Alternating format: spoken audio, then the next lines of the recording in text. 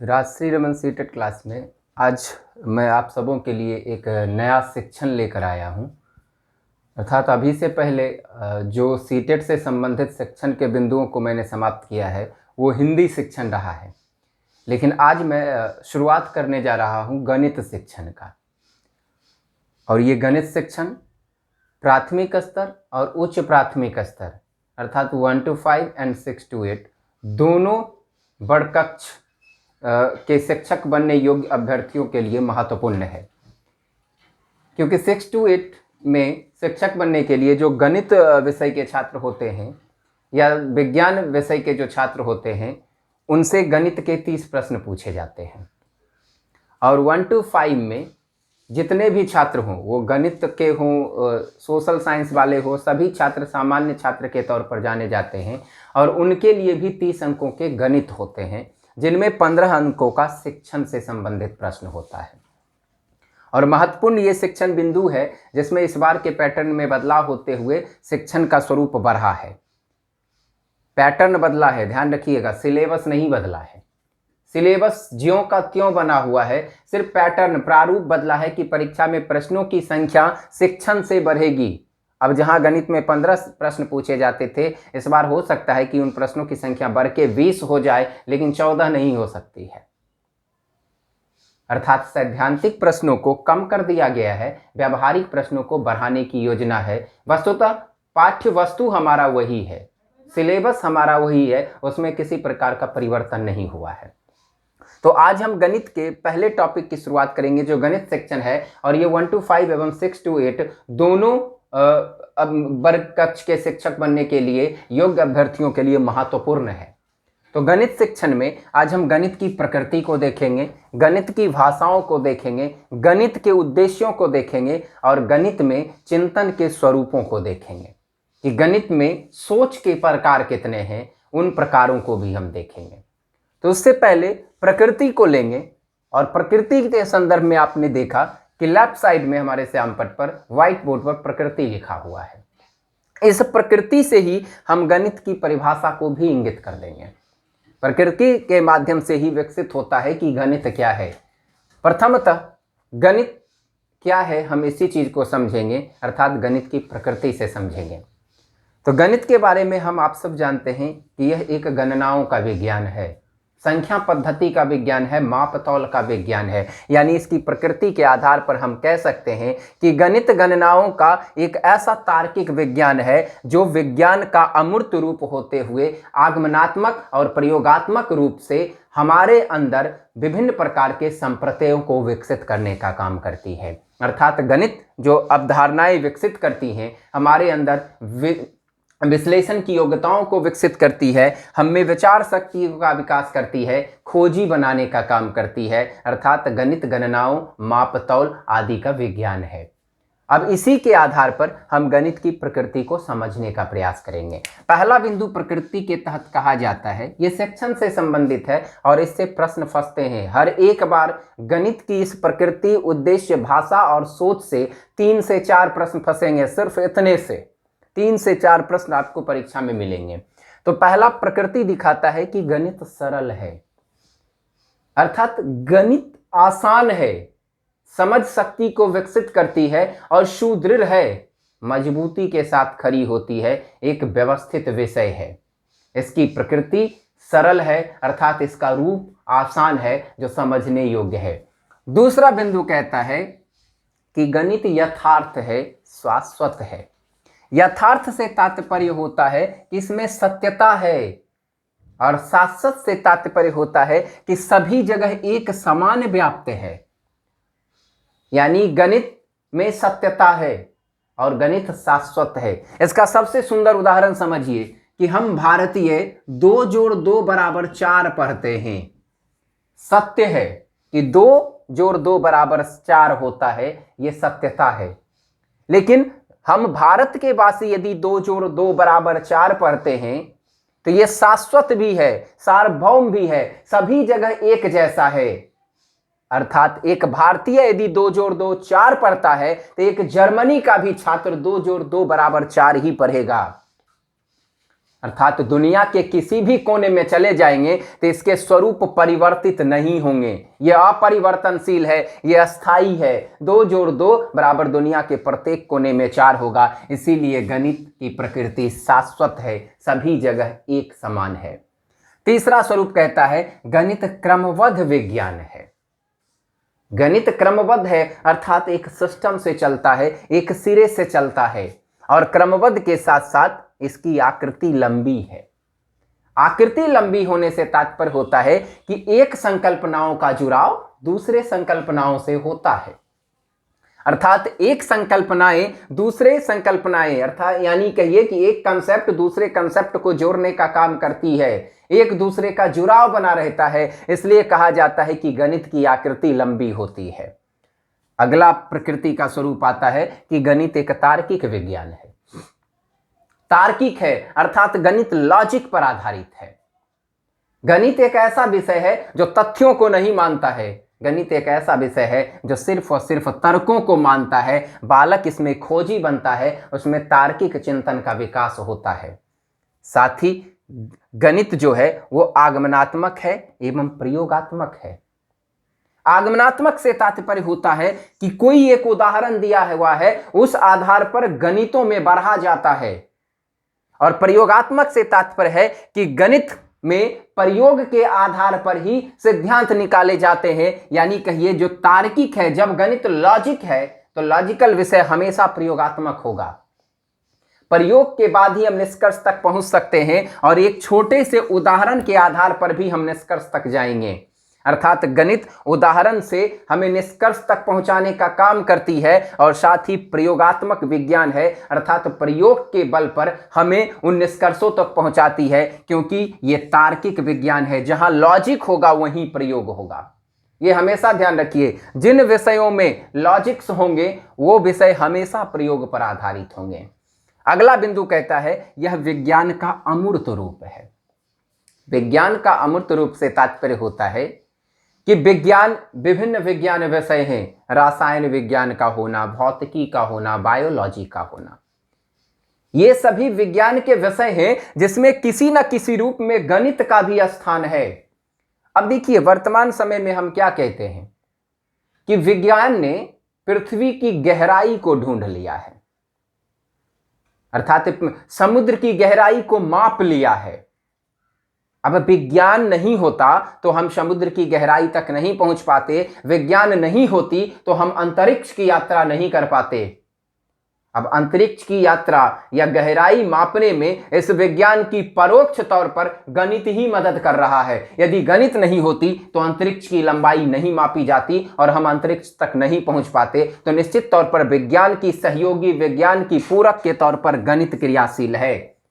अर्थात हम कह सकते हैं कि विज्ञान का यह अमूर्त रूप है जो दिखाई नहीं पड़ता है, परंतु परोक्ष तौर पर निश्चित तौर पर विज्ञान को सहयोग प्रदान करता है, तभी जाकर वैज्ञानिक खोज विकसित होते हैं। इसके अलावे गणित की प्रकृति है कि इसमें विचार शक्ति का विकास होता है। क्योंकि गणित लॉजिक पर आधारित है तो विचार शक्ति विकसित होंगे। अब विचार शक्ति विकसित होंगे तो बालक खोजी बनेगा, विभिन्न तथ्यों की खोज करेगा। अर्थात गणित में अन्वेषण शक्ति का विकास होता है, इसमें विश्लेषण शक्ति पर आधारित यह विषय होता है। अर्थात बालक लॉजिक के आधार पर, तर्कों के आधार पर विश्लेषण करने का प्रयास करता है। अब देखिएगा इतिहास जैसे विषय, ये इतिहास जैसे जो विषय होते हैं वो फैक्ट पर, तथ्यों पर आधारित होते हैं। वो विभिन्न प्रकार के तथ्यों को मानते हैं, विभिन्न संदर्भों के आधार पर प्राचीन स्वरूपों को मानते हैं और उसी आधार पर नवीन खोज को विकसित करते हैं। लेकिन गणित की यदि बात आप कीजिएगा तो गणित कभी भी तथ्य नहीं मानता है, यह सबसे पहले तर्क को ही मानता है। जब तक इसके सामने सत्यता उजागर नहीं होगी, किसी प्राचीन आधार पर नवीन संकल्पना को विकसित करने का काम ये नहीं करेगा। अर्थात गणित हमेशा लॉजिक्स पर चलता है, इसलिए ये विश्लेषण शक्ति इसमें विकसित होंगी। बालक विभिन्न प्रकार की सोचों को विकसित करेगा। साथ ही गणित के बारे में कहा जाता है कि यह स्थान एवं संख्याओं का विज्ञान है। संख्या संबंधी बोध, स्थान संबंधी बोध कराने का काम गणित कराता है। इसलिए गणित को एक विज्ञान के तौर पर, संख्याओं के विज्ञान के तौर पर, गणनाओं के विज्ञान के तौर पर जाना जाता है। अर्थात इस आधार पर परिभाषित तौर पर कह सकते हैं कि गणित संख्याओं, स्थानों, गणनाओं या माप तौल का एक विज्ञान है। अब हम नवीन बिंदु की ओर बढ़ जाएंगे इसी में। तो अगला स्वरूप कहता है कि गणित के उद्देश्य, यानी अब गणित के उद्देश्य क्या हैं। तो गणित के उद्देश्यों को निर्धारित करने का काम वर्तमान समय में एनसीएफ 2005 ने किया है। आप सब एनसीएफ 2005 के बारे में जानते हैं कि इसे लाने का काम यशपाल समिति ने किया है। भारत सरकार मानव संसाधन मंत्रालय ने पाया कि हमारी जो राष्ट्रीय व्यवस्था है, इस व्यवस्था के तहत स्कूली व्यवस्था में बच्चों का आना कम हो गया है और बच्चों के अंक भी कम आ रहे हैं परीक्षाओं में। तो ऐसा क्यों हो रहा है? तो यशपाल सिंह को मानव संसाधन मंत्रालय ने एनसीएफ 2005 का मसौदा तैयार करने का जिम्मा सौंप दिया। यशपाल सिंह ने इस पर काम करना शुरू कर दिया और यशपाल सिंह ने पाया और उन्होंने अपने रिपोर्ट को प्रस्तुत किया और रिपोर्ट के आधार पर उन्होंने मानव संसाधन मंत्रालय को चकित कर दिया। यशपाल सिंह की रिपोर्ट के तहत कहा गया था कि हमारी जो पाठ्यक्रम व्यवस्था है वो इतनी बोझिल है ना कि बालक समझ ही नहीं पाते हैं, उनकी मानसिक क्षमता से वो परे है, जिसके कारण बच्चे विद्यालय आना पसंद नहीं करते हैं, वो छोड़ देते हैं विद्यालय आना। और यदि कुछ बच्चे विद्यालय में हैं भी तो विभिन्न प्रकार की डिग्रियों को लेने के दौरान परीक्षाओं में उनके अंक कम आते हैं, जिसका वास्तविक उदाहरण देखिएगा कि 2005 में ये आया है, नवीन स्वरूप आया है एनसीएफ। लेकिन इससे 2005 तक में जो बच्चे 10th पास किए थे उन बच्चे का प्रतिशत रेशियो यदि आप देखिएगा तो काफी नगण्य है। प्रथम श्रेणी से पास होने वाले बच्चे दिखाई ही नहीं पड़ते थे और परीक्षाओं में बैठने वाले बच्चों की संख्या 10th में 3 लाख 4 लाख हुआ करती थी। लेकिन वर्तमान समय में 2005 की नीति के तहत, इस एनसीएफ के तहत अभी वर्तमान समय में 10वीं और 12वीं की परीक्षाओं में 12 लाख 14 लाख बच्चे बैठते हैं। यानी एनसीएफ 2005 आने के बाद अंकों में भी बढ़ोतरी हुई, प्रतिशत बढ़े, डिवीजन बढ़ा और यहां तक कि बच्चों की संख्याएं चौगुनी हो गई। तो एनसीएफ 2005 के तहत जब इन्होंने लाया, यशपाल सिंह ने अपने रिपोर्ट को तैयार किया, तो मानव संसाधन मंत्रालय को विश्वास इन पर नहीं हुआ। मानव संसाधन मंत्रालय ने क्या किया, विभिन्न प्रकार की एनजीओ जो संस्थाएं हैं उन्हें इस काम के लिए सौंप दिया कि आप ये जानकारी प्राप्त करो कि यशपाल समिति के द्वारा, यशपाल सिंह के द्वारा जो हमें रिपोर्ट सौंपी गई है उसमें कितनी सत्यता है। और इस सत्यता की जानकारी लेने के लिए एनजीओ विभिन्न रूपों में भारत के विभिन्न क्षेत्रों में फैल गया और इसकी जानकारी प्राप्त करना शुरू कर दिया। और एनजीओ ने जब रिपोर्ट प्रस्तुत किया मानव संसाधन मंत्रालय के पास, तो मानव संसाधन मंत्रालय स्तब्ध हो गया। एनजीओ ने यशपाल समिति के रिपोर्ट को सत्य साबित कर दिया। एनजीओ की विभिन्न संस्थाओं ने कहा कि यशपाल समिति ने एकदम करेक्ट रिपोर्ट दिया है, आपके द्वारा जो राष्ट्रीय पाठ्यक्रम तैयार किया गया है वो इतना उबाऊ और बोझिल है कि बालक की मानसिक दशा से काफी ऊपर है।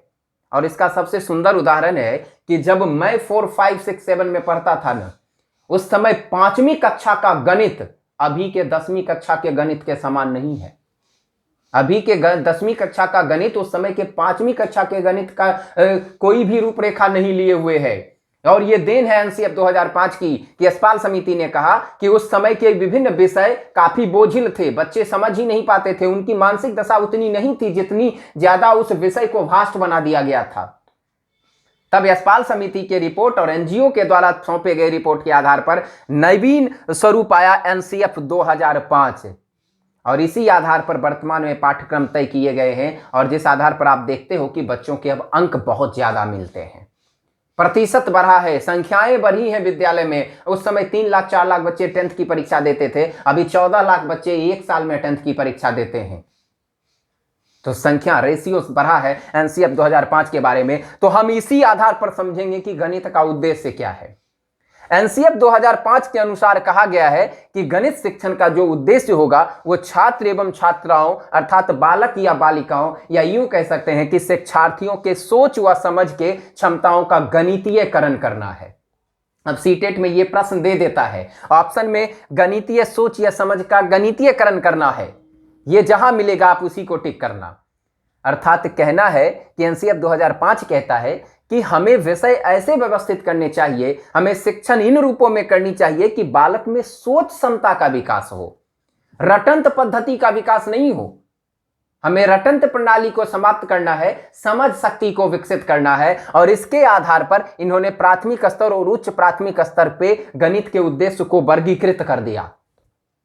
एनसीएफ 2005 के तहत कहा गया कि प्राथमिक स्तर पर गणित शिक्षा के क्या उद्देश्य होने चाहिए।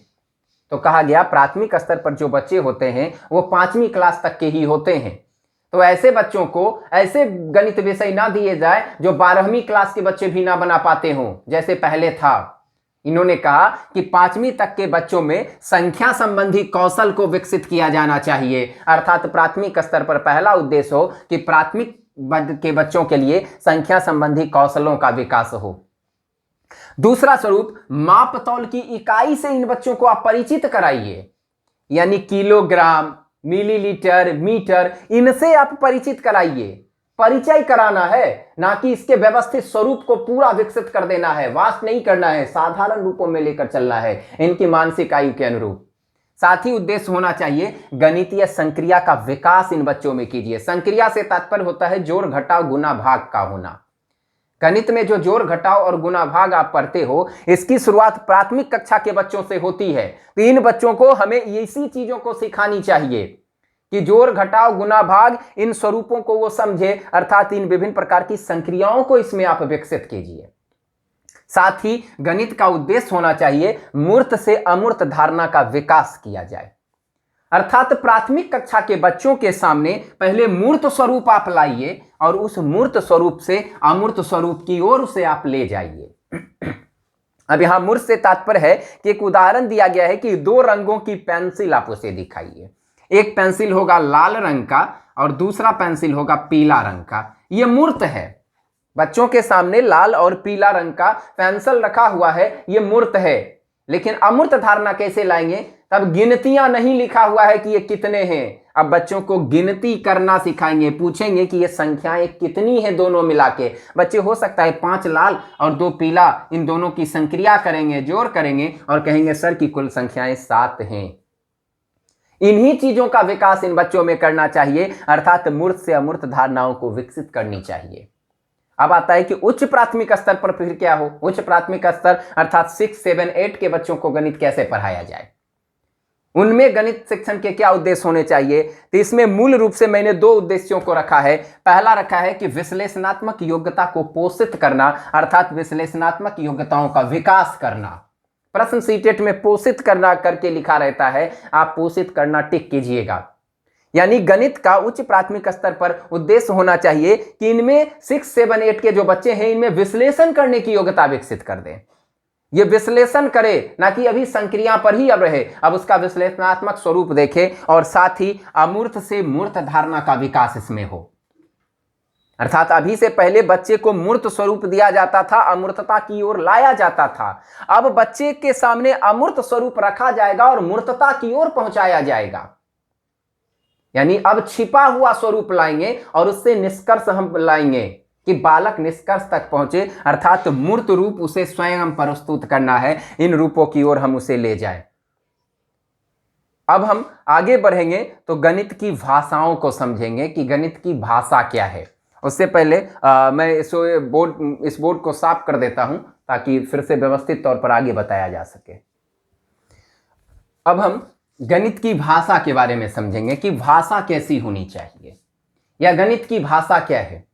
तो वास्तविक तौर पर समझिए कि गणित की जो भाषा है वो मूल रूप से जो गणित की भाषा है ये विभिन्न प्रकार के नियमों व चिन्हों पर आधारित होती है। अर्थात गणित स्वयं की एक भाषा है।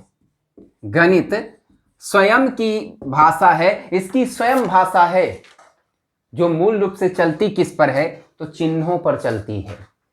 विभिन्न नियमों पर चलती है। अर्थात गणित की भाषा हमेशा स्वयं में एक भाषा है जो चिन्हों व नियमों पर आधारित होती है। अब गणित में यदि आप चिन्ह को नहीं समझ पाओगे, चिन्ह से प्रस्तुत होने वाले नियमों को नहीं समझ पाओगे, तो आप गणित नहीं समझ पाओगे। अब इसी संबंध में हम आगे इसी पर चर्चा करेंगे कि आप सब बहुत सारे बच्चों के मुंह से ऐसा सुनते होंगे कि गणित समझ ही हम नहीं पाते हैं, या हमने तो गणित में रट्टा मार लिया है। अब ये रट्टा क्या मारा जाता है? सूत्रों को हम रटने का काम कर देते हैं।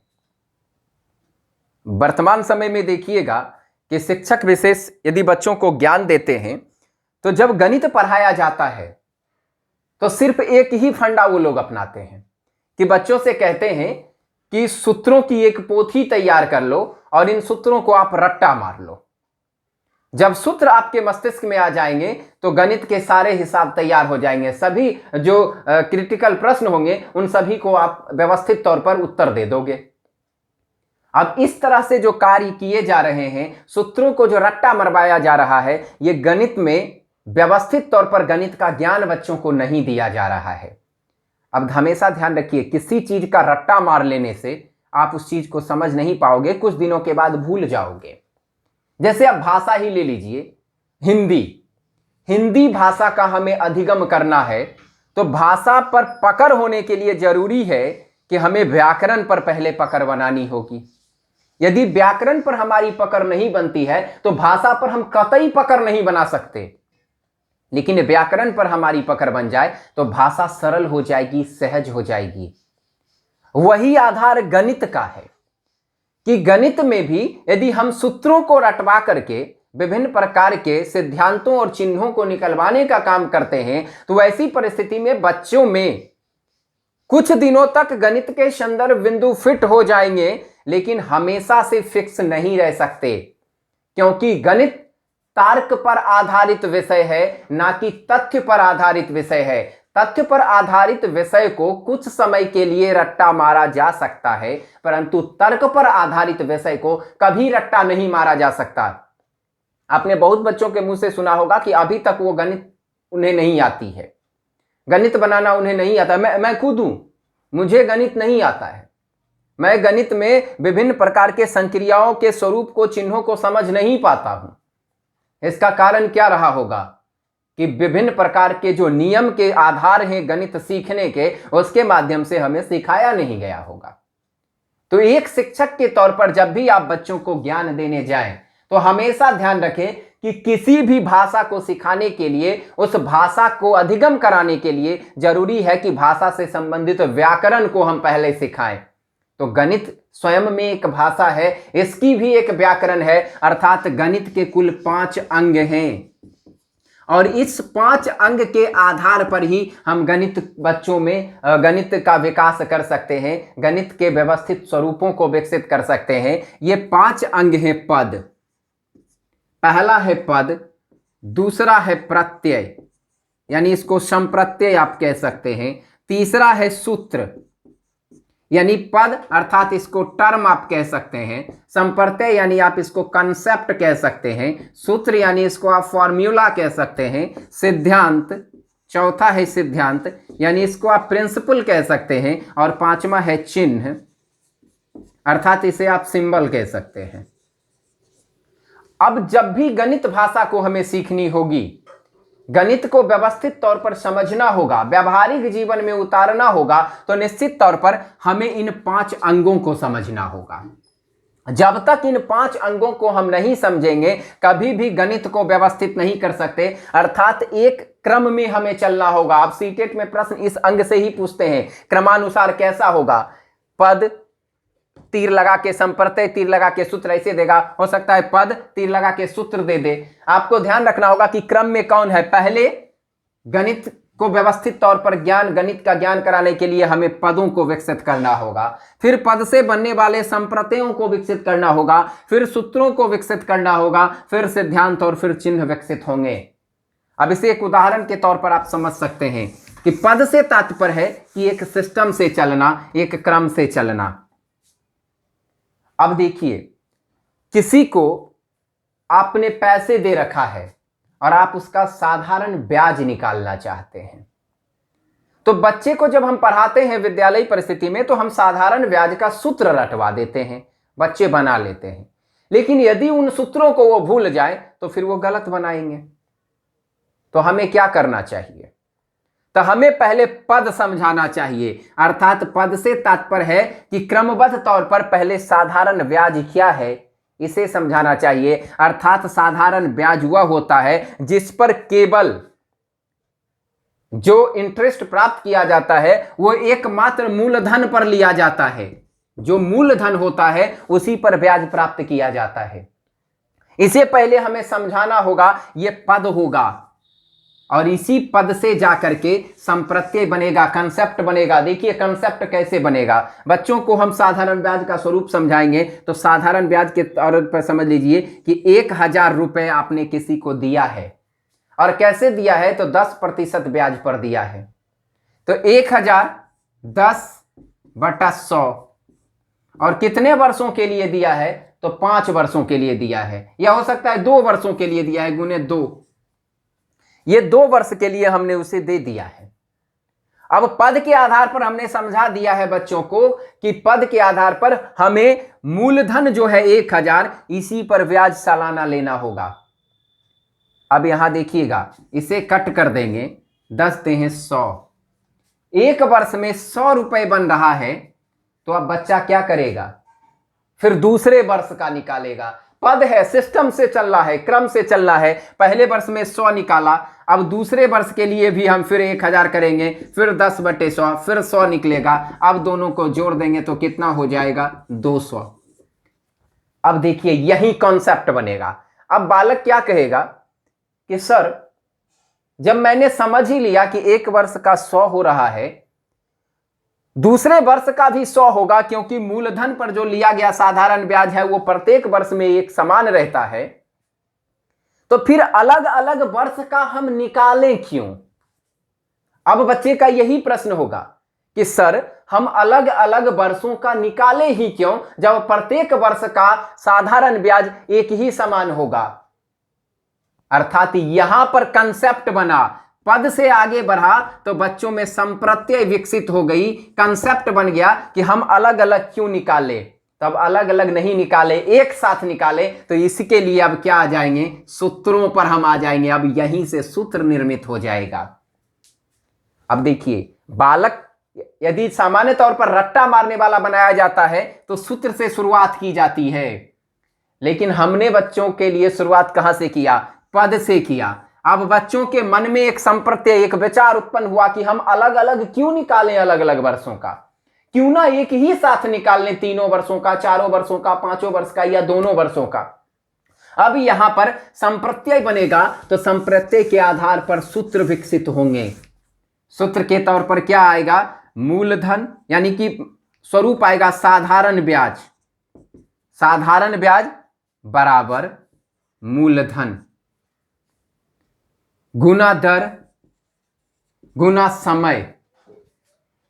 इस तरह से आधार विकसित करते हुए सूत्र विकसित हो जाएगा और बालक इसी आधार पर सिद्धांत को तय कर देगा और चिन्हों के आधार पर विकसित कर लेगा। बट्टा 100 आएगा, इसमें बट्टा 100 आएगा। जब आप कट कीजिएगा तो आखिरकार उत्तर 2 वर्षों के लिए 1000 रुपए का 200 आएगा। अब यहां बच्चों ने क्या पाया, व्यवस्थित तौर पर उसने पाया कि एक ही जैसा रहा है। यानी यूं कहिए कि 1000 था, 1000 का गुना 10 था, गुना 2 था, बटा 100 था। ये 2 शून्य 100 कट गया, 10 दहे 100, 100 गुना 2 बराबर कितना आएगा आंसर, 200 आया ना। बच्चों ने क्या पाया कि अलग अलग हम क्यों निकालें, क्यों ना एक ही साथ निकाल दें। अर्थात एक फॉर्मूला तैयार हो गया। अब यहां पर बच्चों में समझ शक्ति विकसित होगी, क्योंकि बच्चों ने रट्टा नहीं मारा है, समझ विकसित किया गया है। वो पद को पहले समझा है, फिर पद से उनमें कंसेप्ट बना, क्योंकि एक के बाद दूसरे पद को निकालने का उसने प्रयास किया। तब बच्चों में यह भाव उत्पन्न हुआ कि हम अलग अलग वर्षों का निकालें ही क्यों। क्यों ना हम एक ही साथ निकालें। तो सूत्र बन के तैयार हो गया कि कैसे एक ही साथ निकलेगा। तो साधारण ब्याज बराबर मूलधन गुने दर गुने समय बटा 100। समय का 100 वाला दोनों काटे, मूलधन से 2 बिंदु गया, बचा 10 गुने 5, 10 गुने 10, 10 दे 100 गुना 2 बराबर 200 आंसर आ गया, अर्थात 200 रुपया ब्याज बना।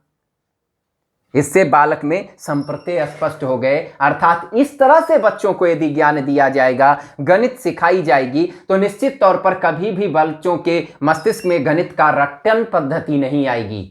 यानी गणित की भाषा सिखानी हो तो उसके व्याकरण को हमें सिखानी होगी, और ये पद, संप्रत्यय, फार्मूला, चिन्ह, सिद्धांत, ये सभी गणित के फार्मूला के आधार पर ये जो स्वरूप आ रहे हैं, विकसित हो रहे हैं, ये वास्तविकता में गणित के व्याकरण है जो गणित की भाषाओं को सिखाने का काम करती है। अब आखिरी बिंदु आज के लेक्चर का हमारा है, वह है कि गणित में सोचने के प्रकार, चिंतन के प्रकार, सोच के प्रकार। गणित में हम कैसे सोचते हैं? गणित में सोचने के 2 प्रकार हैं। एक प्रकार को हम कहते हैं कि ये अपसारी है, और दूसरे प्रकार को हम कहते हैं कि ये अभिसारी है। अर्थात अभिसारी सोच, अभिसारी, और दूसरा है अपसारी। अभिसारी और अपसारी सोच, इस 2 प्रकार के सोच होते हैं। अब अभिसारी सोच जितने भी होंगे उसके अंतर्गत बंद अंत वाले प्रश्न आते हैं। अभिसारी को पहले आप समझिए।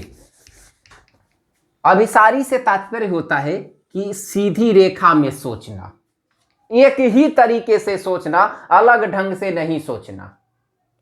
जबकि अपसारी सोच से तात्पर्य होता है एक ही क्षेत्र में विभिन्न रूपों में सोचना। यानी ऐसे भी सोचेंगे, इधर से भी सोचेंगे, इधर से भी, इधर से भी, इधर से भी। जैसे देख लीजिए, आपको बेगूसराय से बीहट आना हो तो कोई कहेंगे कि 0 माइल के रास्ते चले जाएंगे, कोई कहेंगे महना के पीछे से चले जाएंगे, कोई कहेंगे कि नहीं हम बथौली के रास्ते से निकलते हुए बरौनी जाकर के तब 0 माइल जाएंगे। यह अपसारी सोच है कि एक ही जगह जाने के लिए हमारे अंदर 3 भावनाएं आई, 3 रास्ते हमें मिले। लेकिन अभिसारी सोच कहता है कि एक जगह जाने के लिए सिर्फ एक ही रास्ता हो, दूसरा कोई रास्ता नहीं हो। अब इससे बनने वाले, इन दोनों सोचों से बनने वाले प्रश्न विभिन्न रूपों में होते हैं। एक को कहते हैं बंद अंत वाले प्रश्न। अब यहां से सीटेट में प्रत्येक बार रहता है बंद अंत वाले प्रश्न, ये अभिसारी प्रकार के होंगे। और दूसरे होते हैं खुले अंत वाले प्रश्न, अर्थात जो खुले अंत वाले प्रश्न होंगे वो मूल रूप से अपसारी होंगे। यहां सोचने के कई तरीके होंगे, और इन प्रश्नों पर सोचने के कई तरीके नहीं होंगे, क्लोज तरीके होंगे, एक ही जैसे सोचेंगे। अब जैसे देखिए, कहता है कि बंद अंत वाले प्रश्न कैसे होंगे। तो पहला बिंदु कहता है कि ऐसे प्रश्नों के उत्तर केवल एक ही प्रकार से दिया जाता है। अब गणित में यदि बंद अंत वाले प्रश्न होंगे, अभिसारी प्रश्न होंगे, तो इन प्रश्नों के उत्तर केवल एक ही रूप में दिए जाएंगे। अब देखिए, प्रश्न हमारा रहेगा कि बेटा बताओ 2 जोड़ 2 बराबर कितना होगा। 2 जोड़ 2 बराबर कितना होगा। राम कहेगा सर 4 होगा, मोहन कहेगा सर 4 होगा, श्याम कहेगा सर 4 होगा। हर हाल में उत्तर 4 ही होगा, हर हाल में उत्तर 4 ही होगा, क्योंकि ये बंद है। आप दूसरे ढंग, उत्तर 4 ही होगा, लेकिन दूसरे ढंग से आप नहीं सोच सकते, क्योंकि फिक्स रखा गया है 2 जोड़ 2 क्या होगा। लेकिन यही प्रश्न यदि दूसरे स्वरूप में खुले अंत वाले में दे दिया जाएगा तो कहेगा कि राम के पास 4 आम हैं, 4 आमों को राम ने कैसे प्राप्त किया। अब देखिए, यहां 4 उत्तर आ रहा था, अब यही यहां आ रहा है कि राम के पास अब ये 4 आम है, लेकिन 4 आम इसके पास कैसे हुआ। अब मोहन जवाब देगा सर 1 आम राम को श्याम दिया होगा, 2 आम राम को मोहन हमने दिया है, और 1 आम राम को लखन ने दिया है। अलग सोच। दूसरा बच्चा कहेगा नहीं सर, 1 आम राम को श्याम दिया होगा, 1 आम राम को मोहन दिया होगा, 1 आम राम को अनुज दिया होगा, 1 आम राम को लखन दिया होगा। पुर रहा है 4। यानी बालक को सोचने की आजादी दे दी गई है। बालक अपने रूपों में सोच सकता है, अपने आधारों पर सोच सकता है, यहां बालक को आजादी दे दी गई है। अर्थात यूं कहिए कि बंद अंत वाले प्रश्न ऐसे होंगे जिसमें बालक अपनी ओर से विचार नहीं रख सकते हैं। जो प्रश्न दिया होगा उसी के आधार पर उन्हें उत्तर देंगे, अपनी ओर से किसी प्रकार के विचार नहीं रखेंगे। जबकि उधर की बात करेंगे तो यहां पर बालक अपनी ओर से विचार रखेंगे, अपने ओर से रखेंगे, अर्थात बच्चे विभिन्न रूपों में सोचेंगे। जबकि यहां पर सीधा फैक्ट पर चलेगा, तथ्यों पर यह चलेगा, फैक्ट जो रखा गया है उसी पर चलना है। जबकि यहां लॉजिक पर चलेगा। बालक अपने आधार पर विकसित करेगा कि आम 4 हैं तो कैसे आए, सभी अपने अपने रूपों में सोचेगा। सभी को आजादी दे दी गई है, सभी बच्चे फ्री माइंड सोचेंगे, अर्थात विचार खुले हो जाएंगे। अब इससे प्रश्न सीटेट में इसी तरह से पूछते हैं, प्रश्न डाल देगा और ऑप्शन में दे देगा ये किस प्रकार के प्रश्न हैं, खुले अंत वाले हैं, बंद अंत वाले हैं, और दो ही कोई ऑप्शन दे देगा। आपको प्रश्न पढ़ना होगा और देखना होगा कि क्या प्रश्न में बॉन्डेड तो नहीं है। ऐसा तो नहीं है कि प्रश्न आगे बढ़ने नहीं दे रहा है। एक राम भी यदि इस प्रश्न का जवाब देगा तो ऐसे ही देगा, मेरे पीछे वाली जो बच्ची है वो भी जवाब देगी तो ऐसे ही देगी।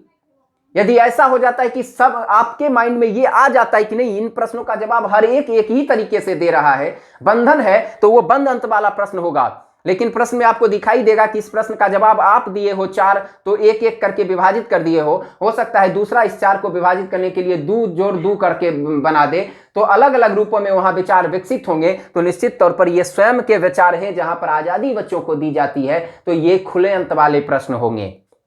तो इस प्रकार से गणित सेक्शन का मैंने पहला लेक्चर समाप्त किया है, जो मूल रूप से गणित की भाषा, गणित की प्रकृति, गणित क्या है, गणित के उद्देश्य और गणित में सोचने के प्रकार क्या है उससे संबंधित रहा है। अब नेक्स्ट टॉपिक फिर आगे जो आएगा वो गणित को प्रभावित करने वाले कारकों संबंधी अन्य बिंदुओं को हम देखने का प्रयास करेंगे। आज भर के लिए राष्ट्रीय रमन सीटेट क्लास में इतना ही रहने दीजिए। आप लोगों को यदि ये क्लास बेहतर लगा हो तो शेयर कीजिए, कमेंट्स कीजिए, लाइक कीजिए और चैनल को सब्सक्राइब जरूर कीजिए। और आपके जो सहयोगी संबंधी अन्य मित्र होंगे जो सीटेट वगैरह की तैयारी करना चाह रहे होंगे तो उन्हें निश्चित तौर पर हमारा ये लिंक ट्रांसफर कीजिए, ताकि लिंक ट्रांसफर कीजिए, मेरे इस पोस्ट को शेयर कीजिए, यूट्यूब के माध्यम से आप व्हाट्सएप, फेसबुक आदि पर, इंस्टाग्राम पर शेयर कीजिए, ताकि अधिक से अधिक बच्चे जुड़ सके। और मेरा क्लास कैसा लगा निश्चित तौर पर आप कमेंट बॉक्स में दें। धन्यवाद।